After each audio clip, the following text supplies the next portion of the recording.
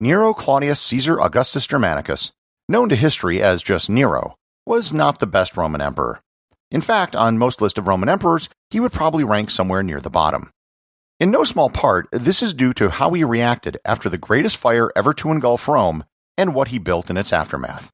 Learn more about the Domus Aurea, or Nero's Golden House, on this episode of Everything Everywhere Daily.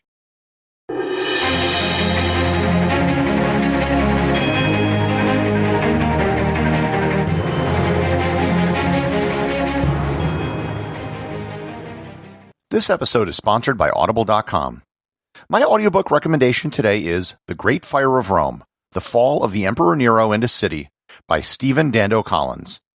In the year 64, on the night of July 19th, a fire began beneath the seats of Rome's great stadium, the Circus Maximus. The fire would spread over the coming days to engulf much of the city of Rome. From this calamity, one of the ancient world's most devastating events, legends grew. That Nero had been responsible for the fire and fiddled while Rome burned, and that Nero blamed the Christians of Rome, burning them alive in punishment, making them the first recorded martyrs to the Christian faith at Rome. You can get a free 1-month trial to Audible and 2 free audiobooks by going to audibletrial.com/everythingeverywhere or by clicking on the link in the show notes.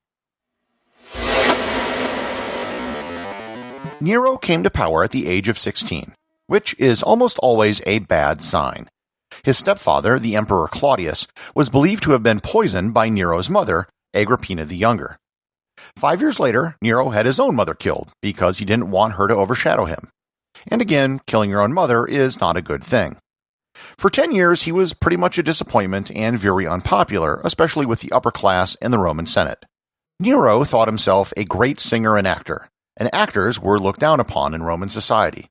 It was felt that Nero's acting ambitions were undignified for the emperor. 10 years into his reign, at the ripe old age of 26, came the event which defined his reign as emperor, the Great Fire of Rome. During Nero's reign, Rome was the largest city in the world.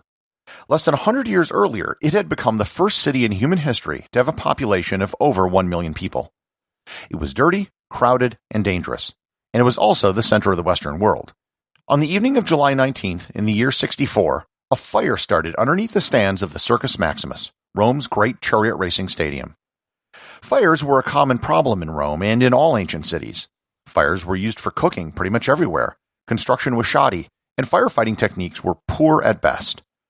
There had been big fires in Rome before, but this fire was far greater than any other which had affected the city. Over the course of 6 nights, the city burned.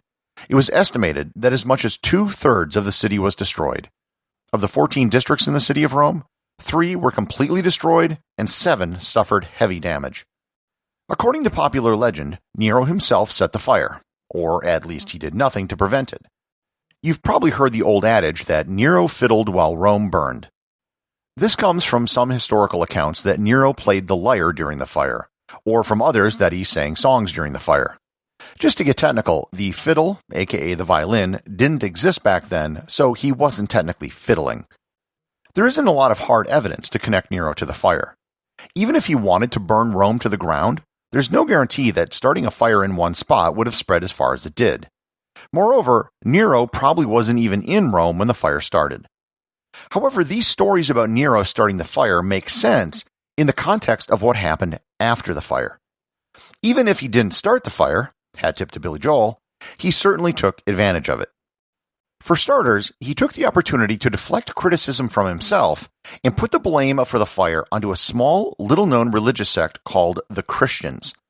This was the first great persecution of Christians in history, and the first time they as a group really made the pages of history. He also saw that a great deal of Rome was now destroyed and ripe for redevelopment. Specifically, Nero wanted a palace. A really, really big palace. Nero demolished an enormous part of the city which burned to build his extravagant palace. The palace became known as the Domus Aurea, or the Golden House. The palace complex was over 300 acres in area. The primary building had over 300 rooms, none of which were sleeping quarters.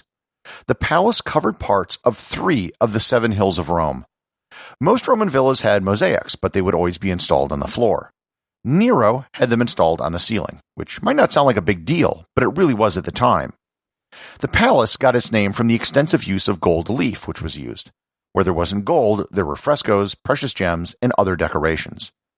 The portico was 3 stories high and a mile long. He had a rotating dome installed inside his main dining room that displayed the heavens, and it would be turned by slaves pulling ropes. He had vineyards and gardens built, and remember, this was all in the middle of Rome, the biggest city in the world. He had a massive lake constructed, which was big enough for battleships to float on it. Perhaps the most conspicuous feature was the 120-foot-tall golden statue of himself, which Nero had erected inside the vestibule.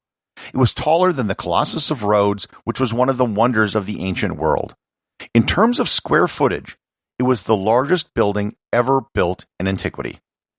When he finally moved in, he was quoted as having said that he could now finally live as a human being. The Domus Aurea was never technically completed, although it came very close. For the size of the project, an astonishing amount was done in a very short period of time. However, 4 years after the fire, the Senate and everyone turned on him, and Nero ended up killing himself. Here I'll reference my episode on the year of the 4 emperors who followed him. When the Emperor Vespasian came to power a year later, he decided to get rid of the extremely unpopular building. Most of it was torn down. The giant 120-foot statue of Nero, known as the Colossus of Nero, was moved by a team of elephants, and the head was changed to represent the sun god instead of Nero. Vespasian built a huge amphitheater next to the statue where the lake used to be, the Flavian Amphitheater. It later became known by the Colossus which stood next to it, and today is known as the Colosseum. A whole bunch of other public works projects in addition to the Colosseum were built on the site, including the Baths of Trajan and the Temple of Venus in Rome.